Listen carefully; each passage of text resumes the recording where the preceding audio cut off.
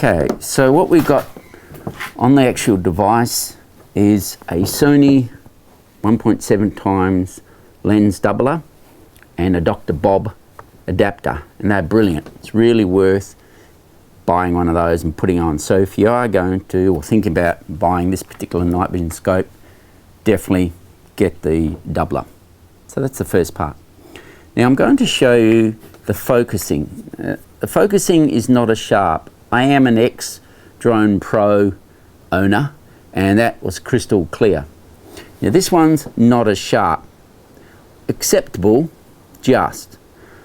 But I'm going to show you a way how to make it a lot sharper than what it is. In fact, it's quite phenomenal, and I just discovered it by sheer chance. But first we'll show you where the knob is, and the knob is here for zoom in, focusing in and out.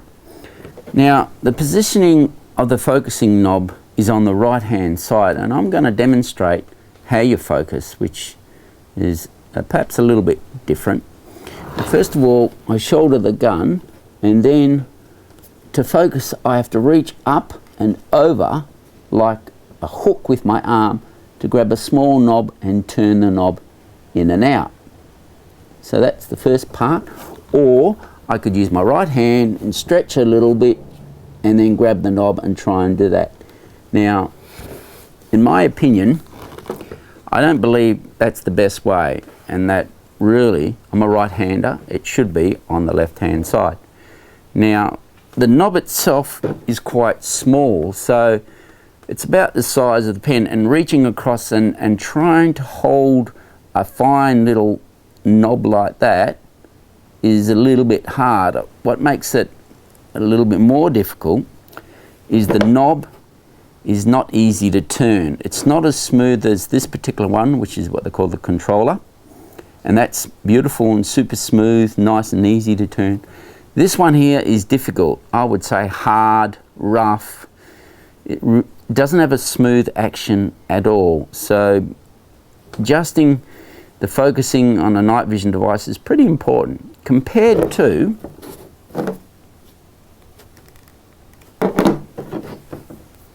we've got a normal Sidewinder telescopic sight, a typical one. Now this one's really good because the knob itself is larger, for one, and two, it is super smooth to turn.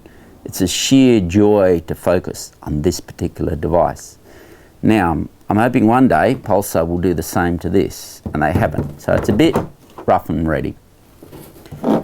Now what I'm going to do is I've got it hooked onto a Newton recorder here, so my target range down here is I'm going to activate the rangefinder. It's got a rangefinder on here, which is really good. Now the rangefinder varies in accuracy too, so that's another thing you've got to think about. It's not exactly perfect. Now I've got a Leica rangefinder here which is accurate within 100 mil. So I'm going to zap it and see how far the range is. So it's 7.67 on this Leica. Now I'm going to activate the rangefinder on this one and tell you what this one reads. And you'll be able to see, because I'm going to turn my recorder on, if I can see it during the day, and start recording. And it's 7 meters away. So it's pretty good. Now you're also going to see my normal field of view, so you can see what I'm seeing downrange. It's only a small shed, single car garage type thing. Fluorescent lights are on. It's in the middle of the day. I've got a bit of ambient light coming back from here going into there. So, you know, directly sort of behind my rifle, it's a Wirarc HW100, and I'm showing you the lighting conditions and zooming in on the target. It's an A4 sheet of paper with just a couple of lines drawn on it, and you can see I've shot a couple of shots previously. So that's what we're looking at. So this is the target, the range finding. You see the flash at 7 meters. And now this is the stock standard view with the doubler. just changing over to the card now. Look at that. Incredible. Increased sharpness. Now I've just taken the card off again and back to normal view with the doubler on it. So, pathetic sharpness really. And now I'm increasing the focal length or zooming. Stock standard view. And then I slip the card back over with a hole, and that's what you see. Much better. So there you go. Isn't that amazing?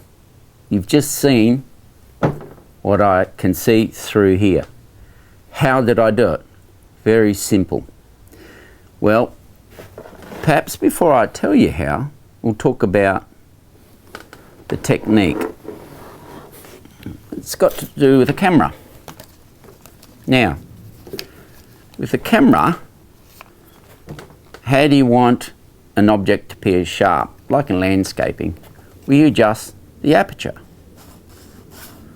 Okay, the aperture changes in the small size for good depth of field, so nice and sharp all the way.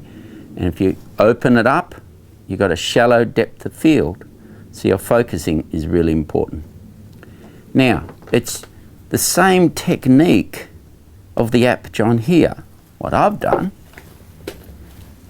is cut a whole series of little cards, black cards with different size holes, one after another, and I tested them and put them in front of the actual lens itself. Now, by doing that, I found the best one was a small one of this particular size and stuck it over the actual lens like that. That's all I did. The sharpness was phenomenal. Now, you've got to remember my type of shooting is anything from 3.5 meters to 35 meters. So the best part about this is I don't have to focus. I can just acquire my targets quickly without reaching up and trying to adjust them. So I'm constantly changing and just cocking and shooting. Now, it saves me all the bother of trying to focus with a little wheel. But you've got to remember, I've only tested this for short distances. I don't know what it's like long distance. So if you think back to the camera, you're reducing the aperture and you need more light. Okay, well, the way around it that I'm doing at the moment is varying the power, the light power. So I'm going from a T20, this one, there's couples on the top, like that, which I use for short distances. And because it's a zoomable lens, you can tighten it right up. So it's really excellent. Now, longer distances, I'm going to use this one here and stick the T74 on top, like that. Now, I believe that will go out further. How much further? I haven't had the opportunity to go out and test up to 50 meters and beyond. So my style of shooting is mainly short distances, multiple targets, popping up quickly, disappearing quickly. That's how this system works with the pinhole cover on the front of it. So what I'm going to do with the Sony 1.7 doubler, they give you a cap. I'm going to just punch a hole in there and that's going to sit on there permanently. So now I find using this technique, I also can shoot during the day, really easy without too many problems. So this technique works beautifully. Hope you like it.